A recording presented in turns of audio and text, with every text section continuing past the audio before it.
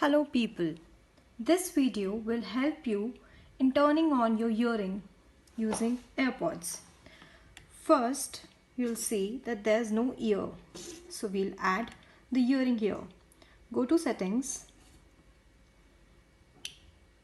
control center, customized controls. We'll add hearing, this one.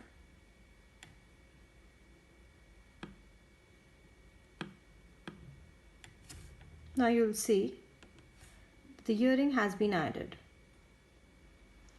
One of my AirPods is already connected to my ear, so we can start using this hearing. Right now it's off. Turn it on and here you go. Just keep the phone from wherever you want to listen this.